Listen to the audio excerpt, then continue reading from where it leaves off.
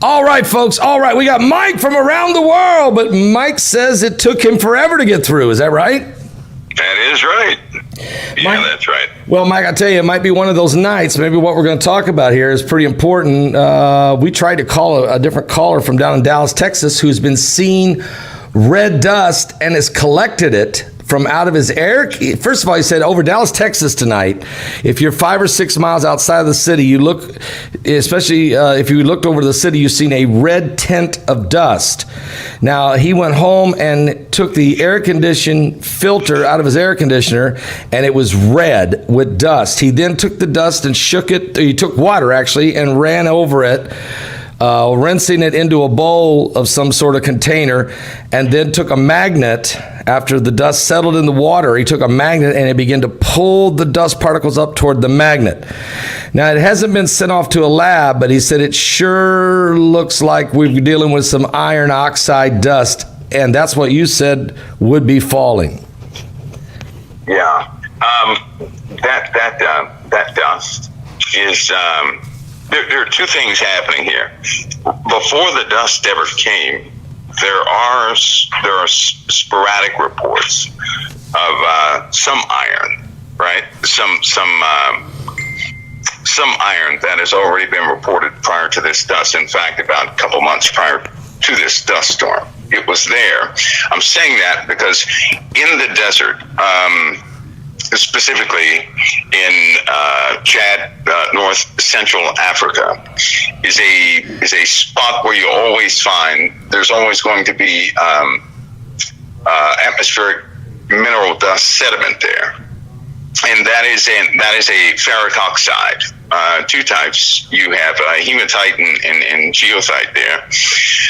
That's going to carry that, and the iron. Ferric compounds and silicates are going to carry that yellowish to reddish color, but it's multiplying both in Africa, which is why over here probably we're seeing more of the reddish color in there, because now we're normally you'd see a yellowish dust, not a red dust full of the iron itself. You'd see a yellowish color, but that increase in iron is a real issue. It's a real issue. So the dust that's being carried from Africa's dust has an increase in iron in it, is what I'm saying. And because it normally has a pretty good volume of things like magnetite and other small particles in there. But it does not carry a lot of, the iron oxides in there. Ferric particles, yes. Hematite, yes. Geophyte, yes. But not your ferric oxide minerals in that degree. So there is an increase in iron in this dust. There's also an increase in iron in Russia, for some odd reason. So you have these different places on the earth that will attract metals, and that really our atmosphere, our magnetosphere is responsible for actually attracting and somewhat distributing iron particles that come in from space in several parts of the earth. And just like clockwork, several parts of the earth are having an increase in their iron content count. So that is being looked at, actually, because some of that iron oxide from space is not good stuff. That's just not good stuff. Well, I was talking to him. We were talking. This is Mike from the World, folks. Join us tonight. Earlier, we had on the air with this Shadow Burn 3D. Some of you can check out his YouTube channel. And he's in Dallas, Texas, and he said, of course, that this dust head was right now over top of Dallas. He took it and he rinsed it out of his air-conditioned unit through water, and then he used a magnet. It definitely had iron, or I should say some kind of magnetic material in it, believed to be iron. But I said to him, we were going to ask you about it because I had a feeling that there could be some iron coming with this dust from Sahara, as we're having the worst dust storm in history that is blowing from the Sahara Desert all the way here. And I wanted to be sure that he might be seeing dust from the Sahara Desert. And then again, He may be both, and that's what I'm hearing you say is we're already getting dust settlement from space anyway in different parts of the world. So really, we should have it tested to see if there's iron oxide. Is that the key? If it's iron oxide? Yeah, it's the actual amount. The amount per, like if he had it collected on a one single spot, and out of that entire spot, send that whole area in for sampling, that would give a good idea of parts per, how many parts of Fe are there, because we have an increase of Fe. That Fe count is up in Africa, especially from the, have you ever heard of the Begley Depression? I have, but I don't know what it is. I have, but I don't know what that is. Okay, that's the folks who talk about the sands from the Sahara and the sands from Chad, Africa, they talk about the Begley Depression, and these are the dust plumes from the Sahara. So you hear that name, and what they normally talk about is hematite and geothite. The reason why is because geothite absorbs solar radiation. Lots of it. And if it begins to increase, now we pick up dust all the time from outside of the earth. That dust comes in and it settles in several different parts of the earth. But we're having an increased count of both iron and geothite. Geothite is bad because what it will do is begin to heat the surface of the earth up. It will absorb solar radiation straight to the surface of the earth, and that's something we don't need. Its reflectivity is not high, but it does absorb solar radiation very well. I mean, very well. So we're looking at these compounds are building up. Our Earth is heating up because the elemental change, the substance on the Earth is changing. These we pick up tons of dust per day coming into the Earth. I mean, tons of it. But when you have an increase of your hematite and geothites, then we have an issue, because we're going to look at, that's going to cause heat problems we don't need. And in the Begley Depression, it contributes to these dust storms, the mineral count of silicates in dust storms. That's where you get that from. So you have an increase in magnetite, you have an increase in the ferrite silicates, you have an increase in geotite, which are oxide minerals. The Fe count is also going up, but most of those minerals come from space anyway. So we have an increase in that. So then a sample of the Sahara dust is a good indication of what's coming in from space. It will always be that way. Ah, I see, said the blind man. I see. Okay, so that helps me understand that even though the dust could be blown in from the Sahara, it's still telling us what the dust particles are that are coming down from space. That's right. Okay. We pick up tons. You're right. Tons of minerals from space, and they collect in several different parts of the earth. And so this dust being blown around, the particle count of certain elements, silicates and metals, are increasing big time. Mike, we've also had a meteorite just in the last few hours exploding over the skies in Japan. Brock's going to actually show the picture. He's got it on the screen right now, but he's also going to show some footage again. An incredible fireball over top Japan. A meteorite confirmed, I guess. But, made a few people nervous because they thought maybe this could have been a rocket fired from, North Korea. But here we go. You say we're going to get a lot of these. Okay. Do you see that, Mike? Well, you probably see. I got a delay. You'll see it in a moment here. It's going to show it in regular speed. All right, there it is. Yeah. I see. And also comes in slow motion here. And you'll see the slow motion feed also, Mike. You're on a little bit of a delay. Yeah, I believe they had somewhat of a panic due to the current international issues going on. But yeah, certainly a meteorite. You confirm that that is a meteorite, isn't it? Yeah, it's a meteorite. You can see the when it hits the atmosphere and all that friction, hits that thing. It just lights up like you wouldn't believe. It gets extremely bright, then it fizzles out. Sometimes with an explosion. But people all have to get used to that sight. that will increase, where they actually see them, and they will. I keep saying this, and I know it's like a broken record, but we will have more and more objects coming straight down to the surface of the Earth, more and more. And what I mean by that, they're gonna slam into the Earth and start catching things on fire. So, in other words, we're not just going to be only seeing pictures like Brock is showing now with the video just raging across the sky, but we're going to see them coming in so fast and so hard, they're just going to come straight down and crash into the Earth? Yeah, that'll be a problem. That will be an actual meteor storm. Not some passive meteor shower, but a meteor storm. Everything is changing. Our atmospheric process around the planet is changing. The surface of the Earth is changing. The dynamic between meteorites and the Earth is changing. Even our gravitational forces are changing. They're beginning to alter. Is that because of the binary system that's causing our gravitational change? Because I would say yes, it is because of a binary system, and we're close to that point where some of the forces in this external system will really begin to affect our system.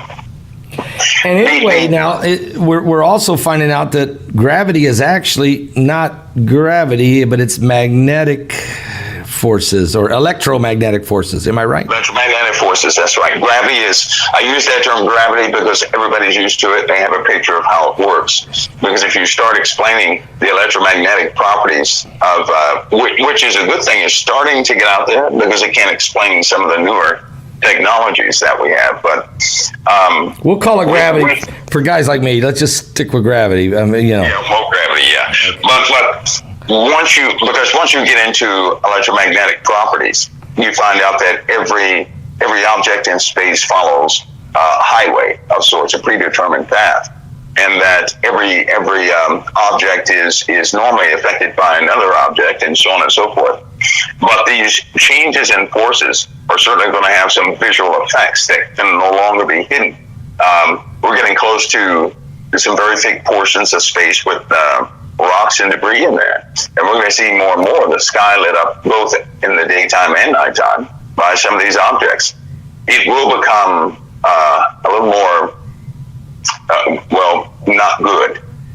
I call these harbingers, is what I would call them, because can you imagine a day when we get about maybe 5 or 6 per week? That turns into 5 or 6 per day. That turns into 5 or 6 per hour. But the problem is you don't know where they're going to hit. And people's homes will be on fire and buildings on fire, so on and so forth. So we're going to build up to that point. This in conjunction with some of the power of the sun. You brought up the topic of the dust tonight.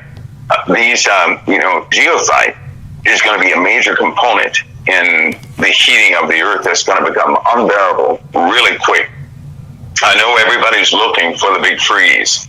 I'm looking for the big burn because the sun's properties are changing, altering.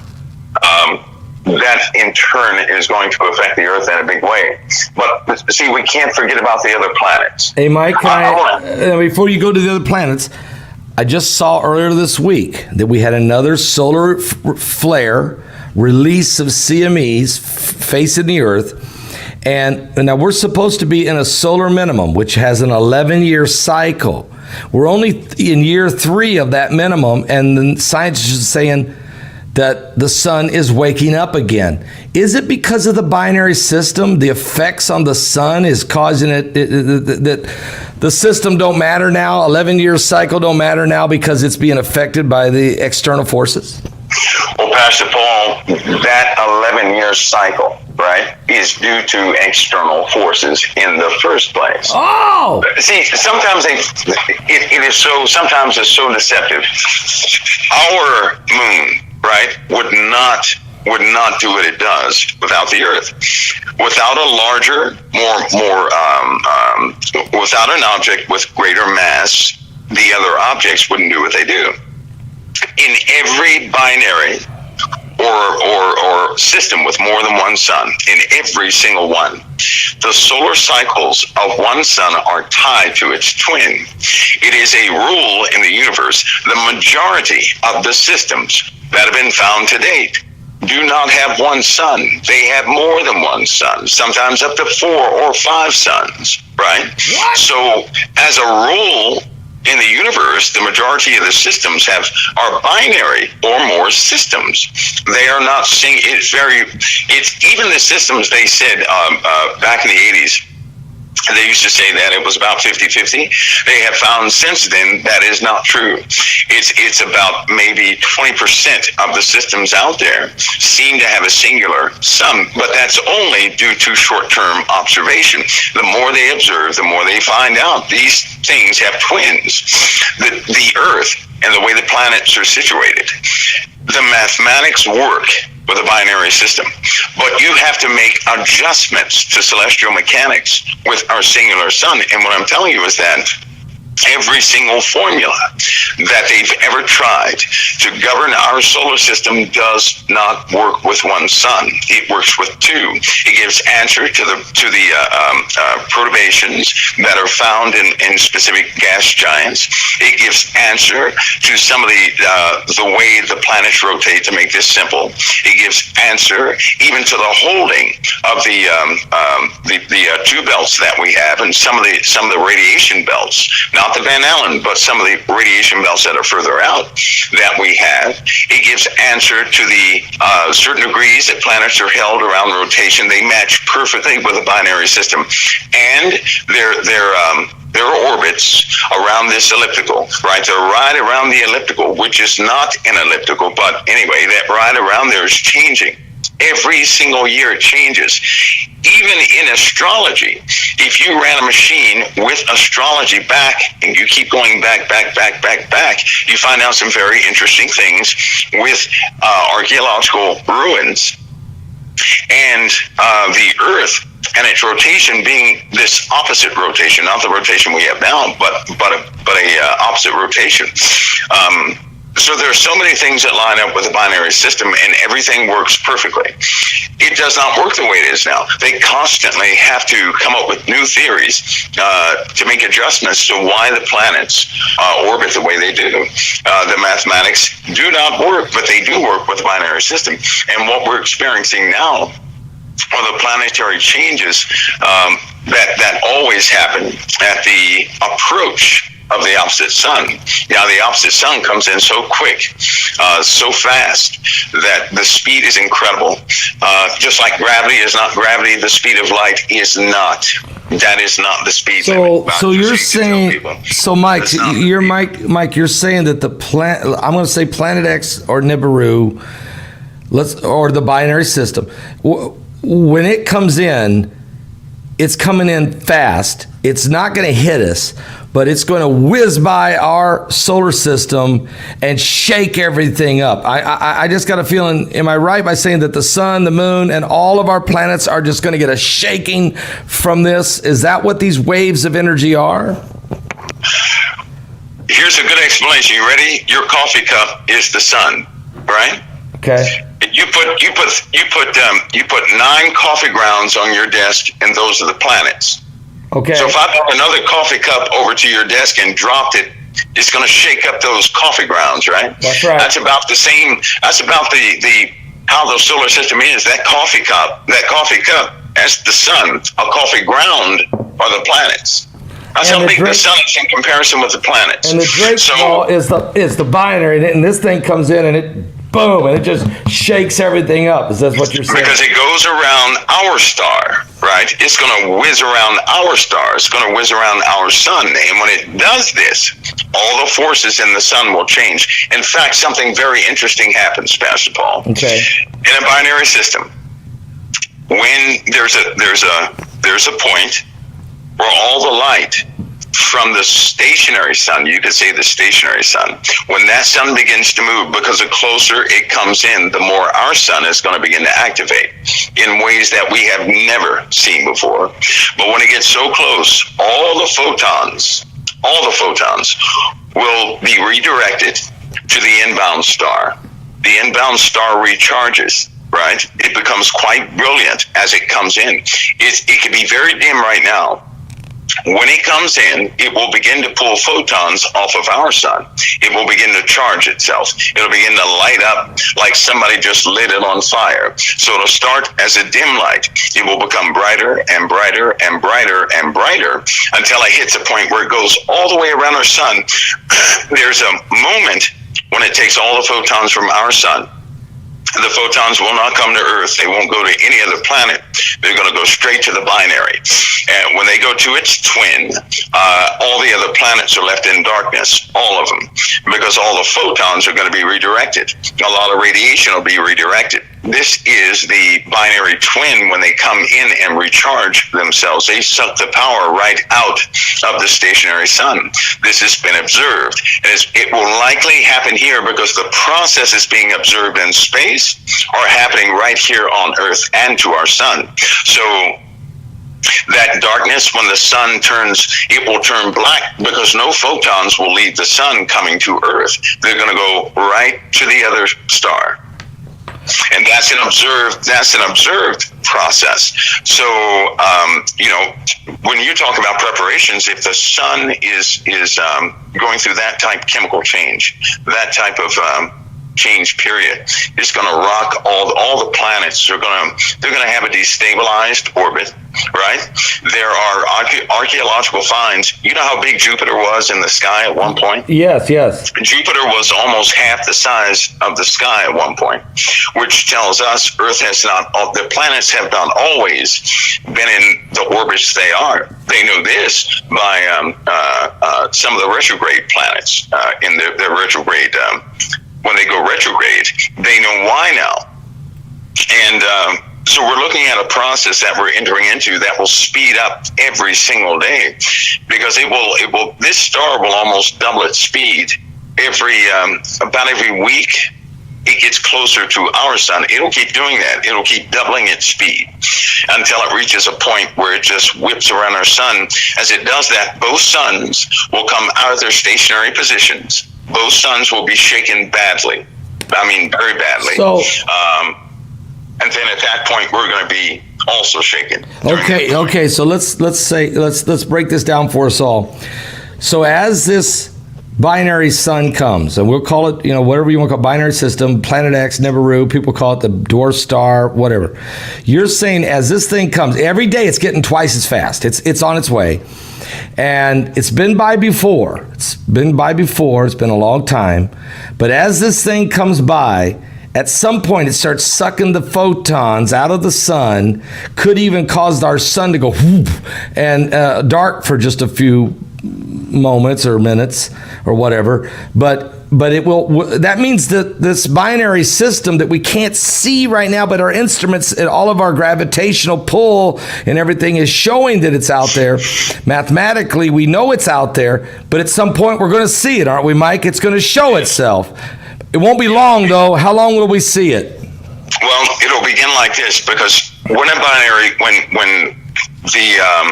one of the suns, you have an active sun, you have somewhat of an inactive sun. When that cold, I'm going to call it a cold sun. Okay. When the cold sun gets closer, it begins to light up. It starts to light up. It gets brighter and brighter. It will normally, just about every single one starts out as a dim red color, right? When it gets to a certain stage, it turns blue. It'll turn blue. So it'll go from this dim red color to blue, right? And then and the blue is because of optics, because of the gases. It will begin to burn excessively, and then after they burn off, it goes back to a red color again. In which case, it gets very bright, starts sucking the photons off of our sun. I mean, it'll redivert everything. We will not receive light. In some cases, this has lasted for weeks. Weeks. Can you imagine weeks of darkness? You get the heat, but you do not get the light. I was going to say we would all die, but we're going to get the heat, but we're not going to get the light. And the heat heat you're going to receive is going to be a very different heat, because you're looking at, you're just not looking at heat from one star, but infrared heat from another star with our star is going to be bad. So the sun will actually, if you had infrared optics, you could see the sun very brightly. But of course, we don't see an infrared. That's why it will appear to be dark to us. What's the timing on this, Mike?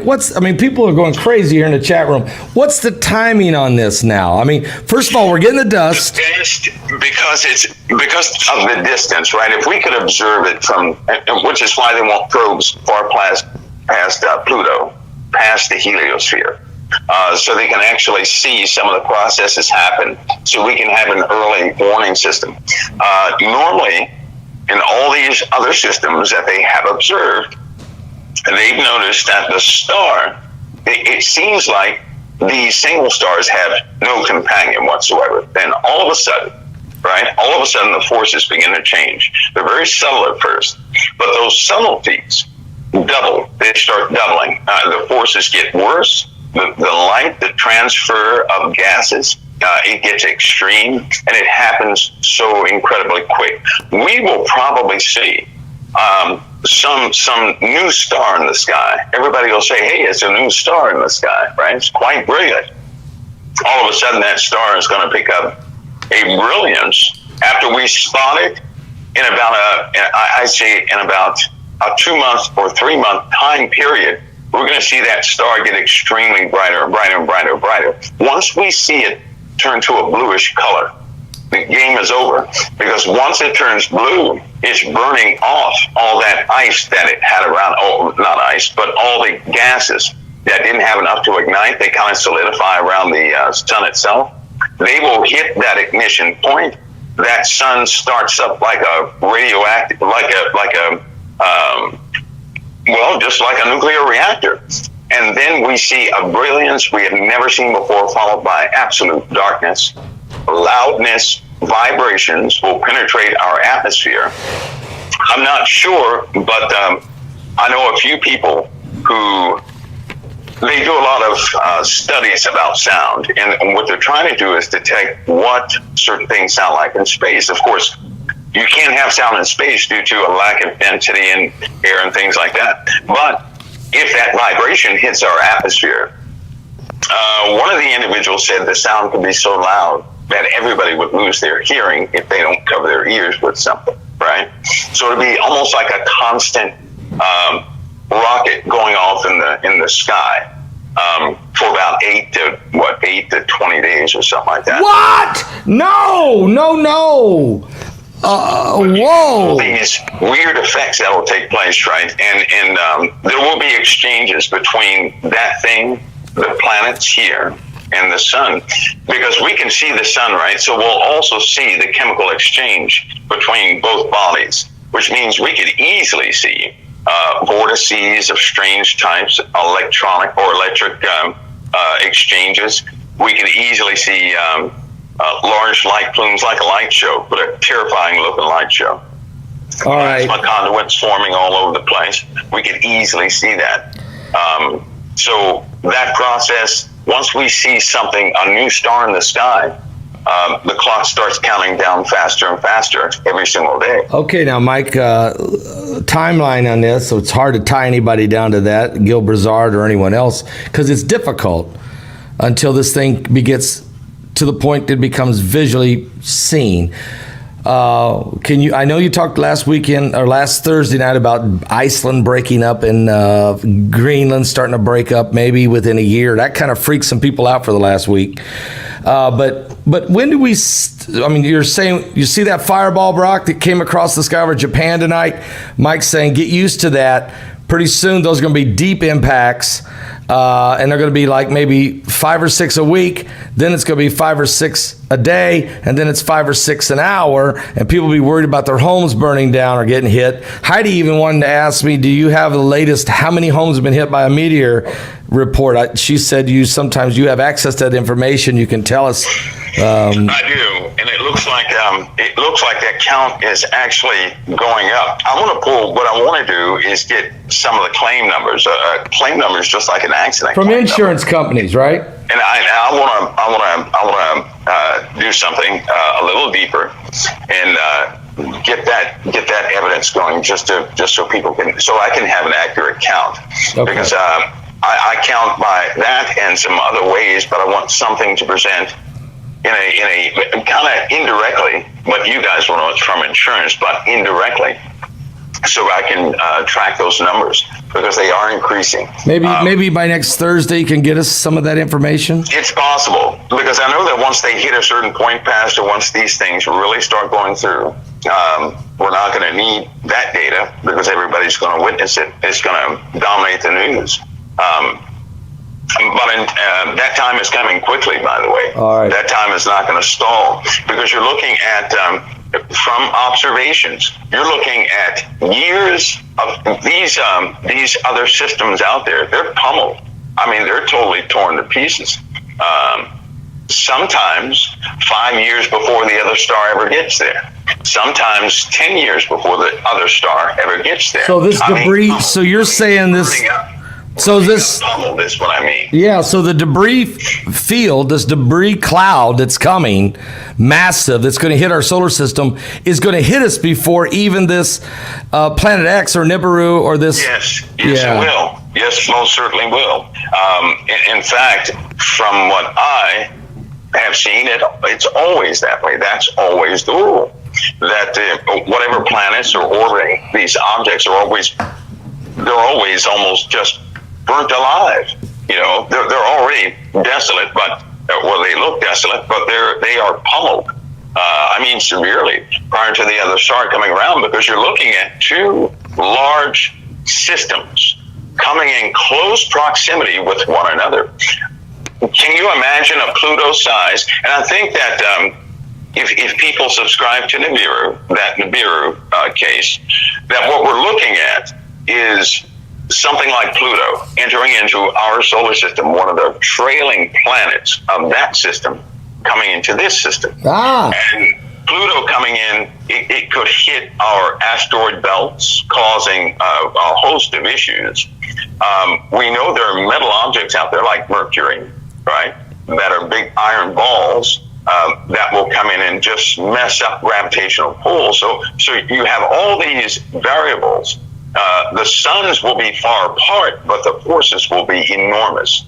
Just as we can feel the sun's heat, and it is hot, it'll get twice as hot here shortly. Oh, and by the way, another telltale sign is the heat.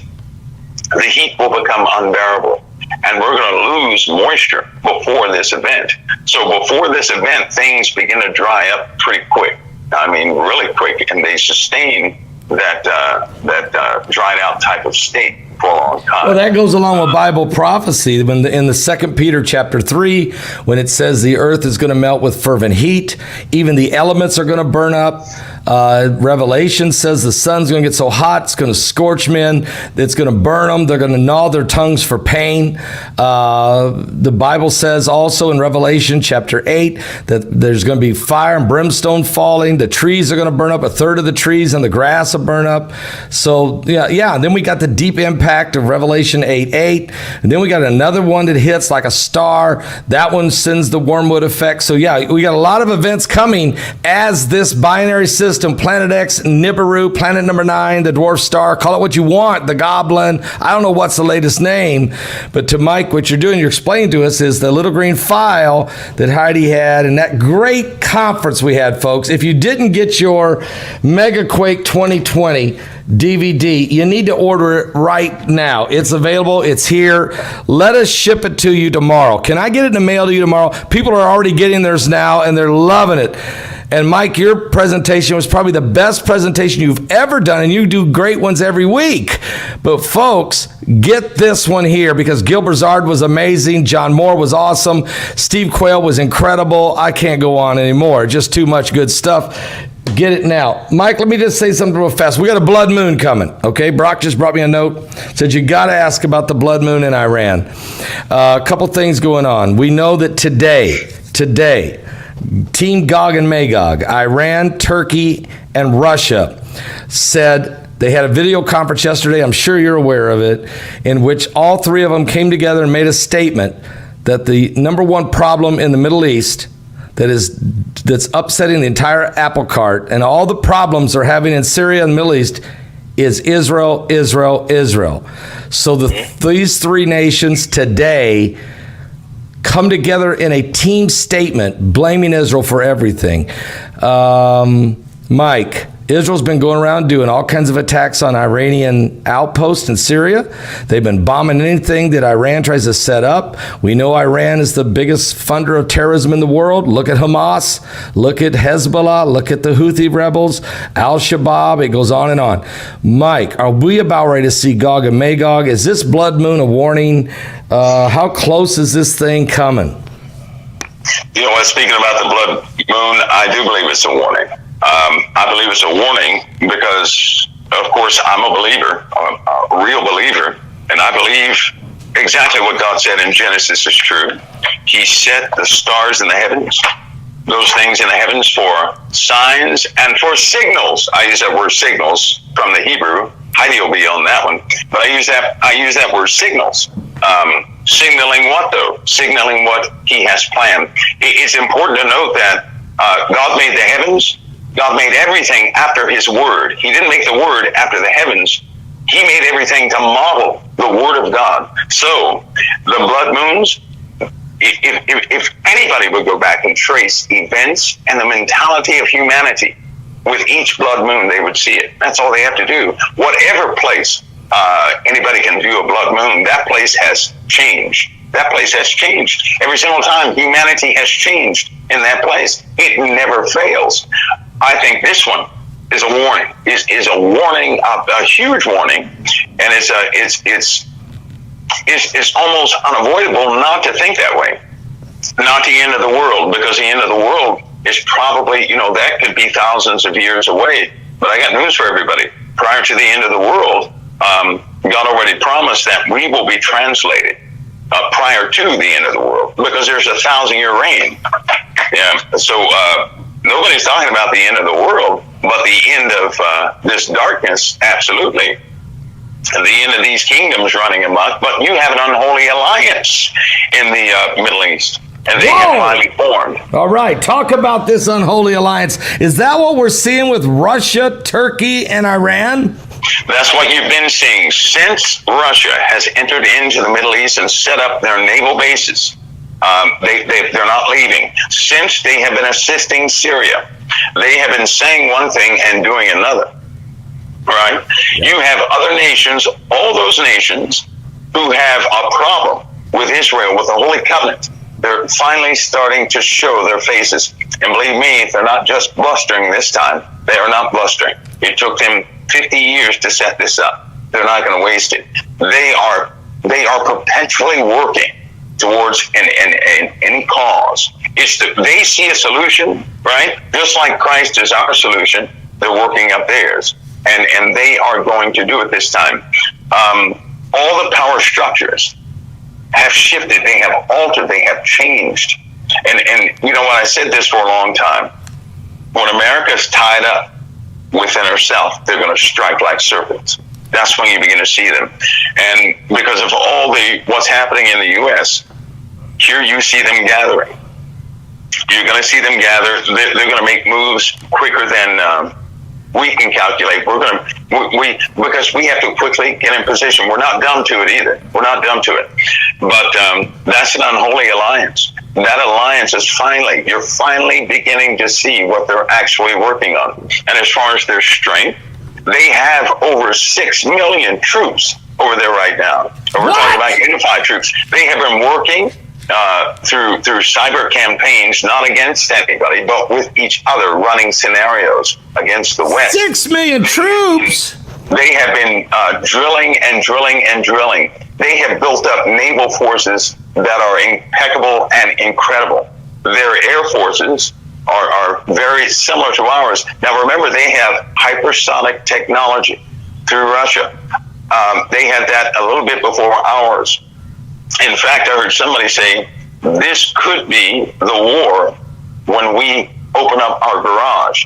Now, that was an American saying this, and what that means is it could be one of those wars where we have to actually begin to pull things out we said we would never pull out. Are you talking open the silos and release? No, not silos, not silos. No, we're talking about some technology that is kind of locked away because it's not necessary right now, right? Only when you have a worthy adversary, right, do you start pulling out what you need to defeat that adversary. But right now, even our with a base F-22 platform, they already have technology similar to that. These Gen 5 aircraft, they have technology similar to that. And in some cases, their pilot count is higher than ours. But we have issues. We're going to be challenged. This isn't like the wars of old. And people have to remember the best people in technology. Now, we're not talking about armies or navies. We used to be the most powerful because we could produce some pretty powerful things. We had the metals, we had the attitude, we had the know-how, but everything is computerized these days, right? This is going to be a very different war. And these other countries, they lead in technology. Well, if you lead in technology and you can build a shell just like we build a shell, well, then you can do the math. And that's exactly what they have done. We haven't gone to war in a long time either. We haven't faced ourselves in war. We haven't faced a hungry adversary.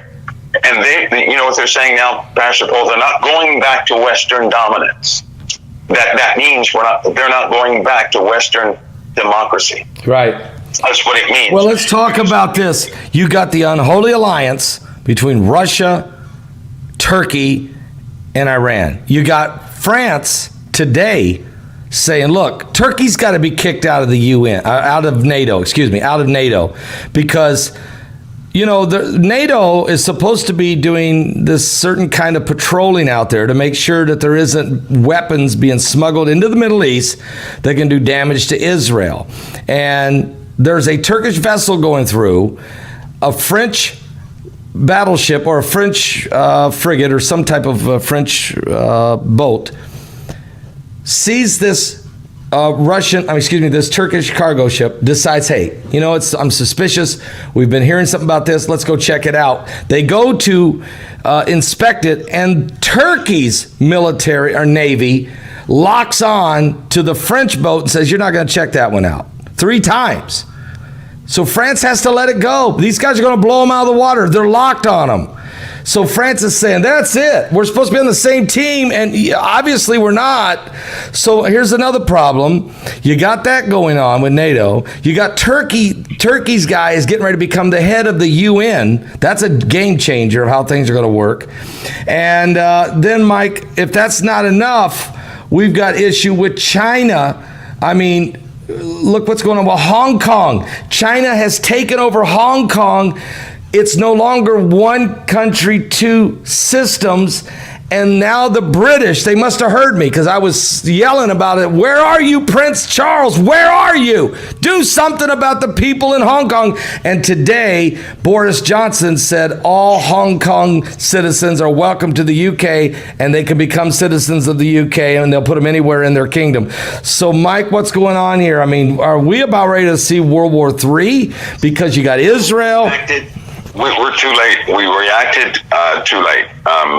To be frank, and one show, and I'm going to have to. We could be honest, but that takes a basis because people have to be in a different mindset for this. What's setting up here is very gritty, right? It's very gritty, and in order to see the gravity of what's being set up, I can tell you this: those who are in the kingdom of God better be in the kingdom of God.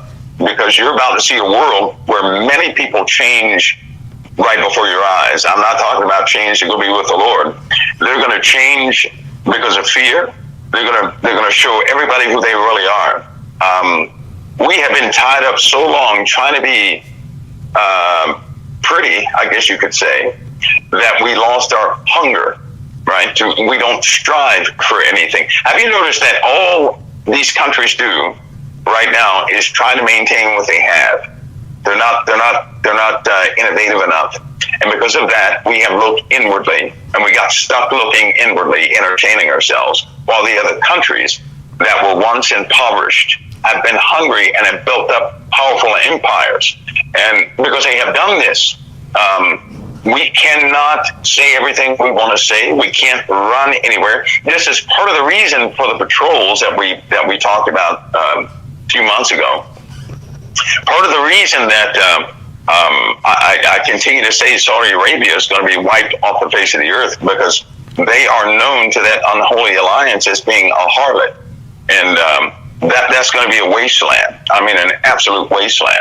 I wouldn't be surprised if that's the first place where nuclear weapons are actually used. Well, who's going to hit them? Who's going to hit Saudi Arabia? Hit Mecca? That'll be that unholy alliance. They're going to get rid of Saudi Arabia. They don't like Saudi Arabia. They don't like it. Jordan is going to turn against Israel. I hate to break that news, but there's some things that have been going on behind the scenes. These folks, they're so eloquent how they present things. They're so slick in how they cause people to believe propaganda. But believe me, they do something different behind closed doors. See, what they normally do is they have their presidents will say one thing with a straight face, But what they have done was they have given power over to the strategists. They have given power to the generals, and that's who's actually carrying out these special orders. But with a straight face, they sit there and lie to the whole world. They show these false alliances with the UN, and the UN has lost.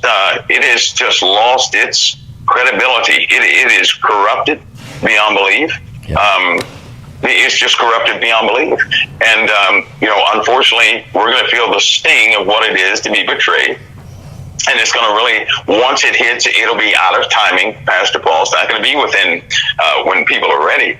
Because as you can see, it's happening very slowly right now. I'm expecting a confrontation within days. I'm expecting a small confrontation that will, again, demonstrate that they're just not whistling Dixie. These guys are serious about what they're doing, and they will have demonstrations of their power against their enemies. So you got to watch out for that too.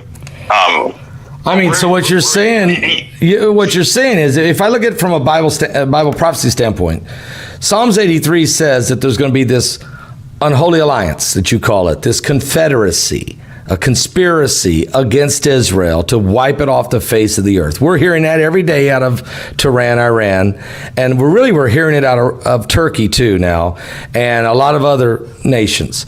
And we're hearing it out of the United Nations. We're hearing it by people in America. I'm hearing it from YouTube personalities even right now. Anti-Semitic on the rise is off the charts, but it's exactly what the Bible said would happen. Okay, so we're about ready to see the battle of Gog and Magog, Ezekiel 38. I mean, this is the exact nations that the Bible says will come against Israel. It's right there in the scripture. So we're about ready to see Ezekiel 38. We're not far from seeing World War III, which is found in the book of Revelation in the 9th chapter. And then that only leaves one more battle left, Armageddon, after that. So there's 3 end-time battles, and you could see 2 of them setting up.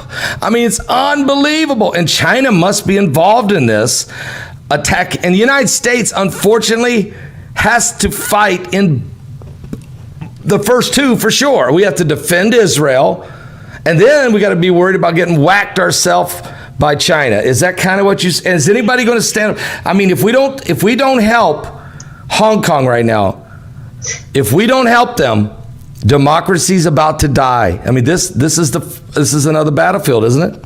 Yeah, you know what, we have to do more than that, because I'll tell you this: if they strike Israel, they're going to strike us the same hour.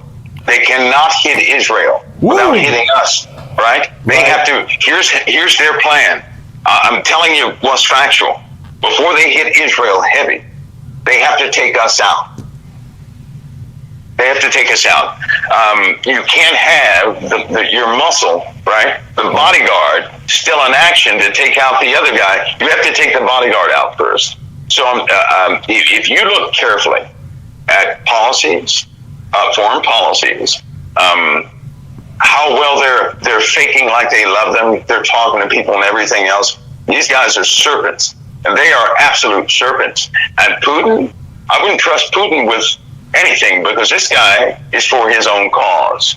And of course, people are seeing that now, right? They're seeing that now. Yep. An element of fear is coming very quickly. Are we ready? Knock out the big guy first. We're the big guy. I know. Are we ready? Are we ready to get hit? I mean, is the United States of America's military, are we ready to get hit and handle it and be able to, are we able to handle it? Well, you know what? We could handle it, yes, but are we ready? Pastor, we're too locked in to ourselves. We're too locked in. There are too many people who say, oh, they'll never do that. They'll never do this. We can handle that if it comes. Don't worry about it. Let's worry about this. We're tied up. If you haven't noticed, all these small nitpicky problems that we have in America, what they're doing is wearing down the leadership. The leadership is tied up making phone calls about, the police force and protesters. So we're tied up in politics here in America. We need the tacticians. We need their input on more than a few subjects. The FBI, CIA, and all these guys who actually work in the field, who are gathering intel because of the media, it causes friction between the power base of the administration and the CIA, FBI, and all those folks. You don't want that friction, because that stops communication. That's how we got hit in Pearl Harbor. We didn't trust our own intelligence. And when that takes place, we're doomed. Can we handle it? Yes, we can. But if it gets us by surprise, we're going to have a high casualty count. And you better believe they'll do a first strike. They're not going to hesitate to do a first strike. I keep telling everybody that Iran already has nuclear weapons. Yep. They were missing another element. They were missing the air protection. They needed air protection somehow, because after they launch any kind of missiles against the U.S., there's going to be retaliation. So how do you protect yourself? Well, guess what? Russia has set up yet another air defense. They have a bubble over them so thick nothing can get through. Right? Nothing. That's the unholy alliance. So all that's covered. They have air superiority as far as defense. They have brand new weapons, Syria does, that they have not pulled out yet. They haven't pulled out any new weapons. They're just clearing out spaces for Turkey is what they're doing. We have to move our nuclear weapons. They've been trying to move, well, something has been going on with the U.S. and Turkey, because we don't trust Turkey either. Jordan is constantly flipping sides. That guy, I tell you, I don't trust Jordan. I wouldn't trust. I don't trust Jordan. Jordan is the center of the Islamic kingdom, right? Well, it's biblically, right? Biblically, Jordan is the Hashmonite kingdom, and King Abdullah II he's from the bloodline of the Prophet Muhammad, and he's from the bloodline of the ancient Hashmonite kingdom of the Bible. So his loyalty is against Israel. Yes. Yeah, it's against. He's married to a Palestinian. This guy is. He's married. They're all going to fall back on their faith. Yeah, he's married to a Palestinian woman. So obviously, he's trying to straddle this insanity fence that he's trying to play all sides, and he can't. At some point, he has to choose. They're all going to choose, and I can tell you it's not going to be good which side they normally will choose, and they're going to choose against Israel. I mean, it happens. It's in the Bible.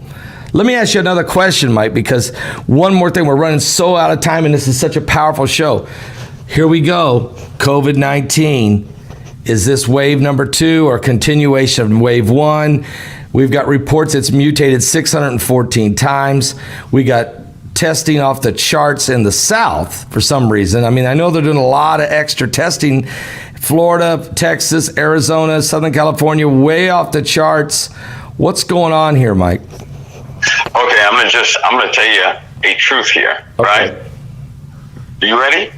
I'm ready. The more people who get infected with the virus, the better.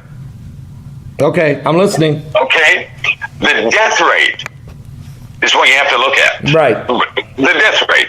Not the people. If everybody can get infected and we maintain this death rate it has now, we're good to go. We're okay. Right. the death rate, you have to look at those hospitalized, and out of those hospitalized, how many are dying? You can't look at the number of infected. If 1 million people per day was infected for the next, 300 days, big deal. That means we're going to have an immunity that much quicker, and we can move on with the lives. Okay, now I've been saying the exact same thing. I'm saying the same thing, Mike. I've been saying this.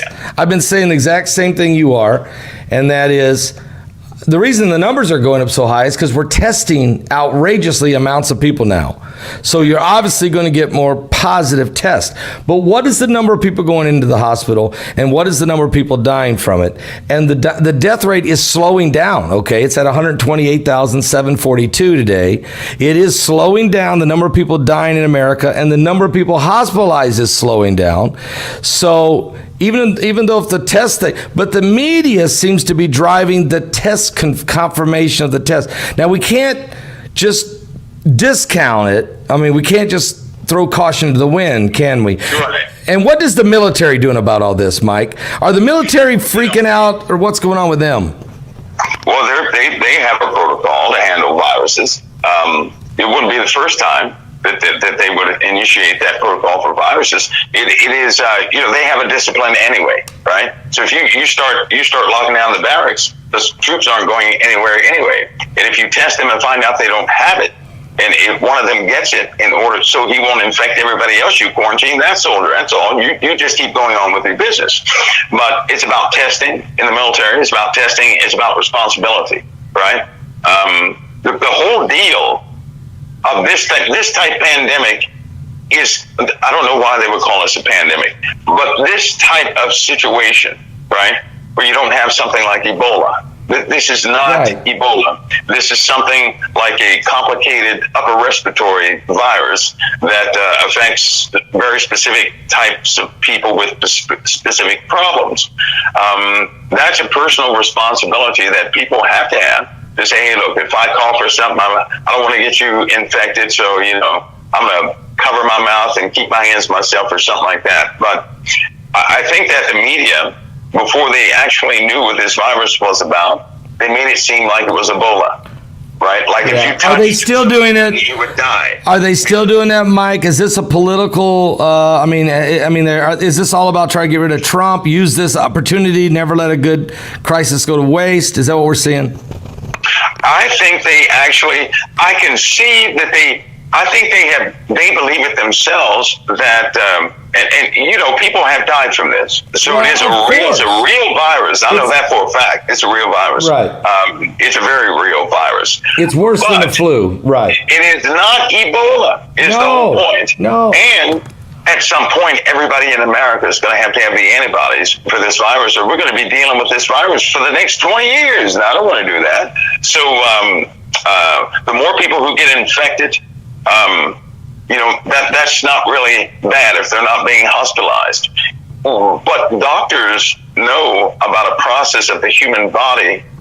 I guess people wouldn't understand, but that's for another show. What you become immune to, right? What you become immune to, you can affect those around you to become immune to the same things you are. That's a medical process of the body that they won't discuss. I guess that will go way over people's heads. But that seems to be happening, which is why they're finding out more and more people have had this virus, but nobody's dropping dead from it. I think what it did is it ravaged certain places, and people were nervous. They went to the hospital with anxieties and other things, and certain people it did affect badly, but the deal now is that based on the demographic of that population, something very clear is being stated here. I can see it clearly by the numbers, and it's for a different show. But this disease is a real disease. But these folks, not only the media, but you have those in the White House. They actually they are buying into their own propaganda. Right? Yep. And when they buy into their own propaganda, all they do is create a fireball that gets bigger and bigger and bigger. And then they have, it's the old story. I'm for it, you're against it. That thing, right? Which is precisely, that does kind of get under my skin, because right now, of all times in existence, in America's existence, we need to unify, like within a month, or we're not going to fare too well. we have a month to unify. But we're not going to fare too well because tensions are incredibly high, and we have more events coming, more natural disasters coming. All right, that's going to exacerbate some things. So we just don't have time for the internal strife and all these things. But folks, again, Mike around the world with us tonight. If you notice what's happening in this show, fireballs are going to increase 5 or 6 a week, 5 or 6 a day, 5 or 6 an hour. It's going to increase. The danger of it is real. It's in the Bible, and it's happening, and it's scientifically being proven, and intelligence like Mike from the world is telling us that. It's also true that we have a blood moon on the 4th of July in the midnight hour of the 4th of July. And that is a warning. You can study the Bible, study history. It always is a warning from God. Guess what? We're in the middle of the most divided nation that we've been since the Civil War. We've got to get our act together. And if you look at things, the unholy alliance that Mike's been talking about, Russia, Turkey, and Iran, threatening Israel and threatening America. You got to stay awake, folks, because this thing is real. And by the way, while we're talking about that, there's China. There's the democracy problem with Hong Kong. There's the threat of China is real. And so we got wars and rumors of wars. We got the beginning of, we're on the verge of the Middle East Gog and Magog. We have a virus pandemic, call it what you want to. It's a pestilence disease in the land. The reaction to it is off the charts. All of these, we have the incoming debris field, Planet X number. In other words, what we're saying is it's a consortium of problems. It's all of these biblical events of the coming apocalypse. It's the coming of Jesus Christ soon, and people are not ready because they're not aware of it. Most of them are. You people are. But most of the world's not. There's 4,000 people right now, Mike. You're going to be speaking in our Aliens, AI, and the Antichrist web conference. Brock, tell them what it's about. And Mike, you tell us a little bit about what you're going to address. Here's how you get your tickets tonight. Aliens, AI technology, and the Antichrist. These 3 categories need to be explained. We're having a powerful webinar at my website, July 17th and 18th. Get your ticket now. It's time to answer some of the unexplained questions that have boggled the minds and the deception. Hollywood has confused so many, but we will answer them all. Get prepared in these last days. Aliens, AI, and the Antichrist, July 17th and 18th. Mike from around the world is going to be one of our guest speakers. You know it's going to be amazing. Mike, take a couple minutes. Tell us what you're going to share about in this categories. I'll share a slight topic here. Number one, concerning the beast or the Antichrist. One of the big questions is, have we been assisting him already? Right, already. Wow. About the alien thing, right? Yeah. Has one of the phenomena been in your family already? Or in other words, are you operating under the influence of them and not knowing it? Because I'm going to bring out more than a few things. But AI, oh my, that's going to be a big topic, because the technology, in my estimation, would be just some of the true technology. I guess the term would be light years beyond what we have right now. What we have right now is by no means what has actually happened. I'll give you one small example. Something began in the 1970s. It lives today. And it is silicone-based, but it's alive today. What? It's silicone-based, but it's alive today, and it happened in the 70s. Folks, don't miss out. Don't miss this conference. Don't you dare sit around and wait to the 11th hour and then trying to figure out how you're going to scramble to get this ticket. Get it now. Get it now. Go to my website. Get it now. Mike, thank you for being with us tonight. We got to see you next week. It's July 9th. We got to talk to you next week. We're getting close to the webinar, and there's so much happening so fast. Thank you for being with us today. Well, God bless you, Pastor Paul. July 9th is going to let us know, are we out of the COVID-19 chaos? So it's we're going to find out. Is it July 9th, yeah. July yeah. 9th? Okay. Yep. We'll wait for that report. Thank you so much. Thank you so much, Mike. God bless you, Pastor. God bless. God bless you so much.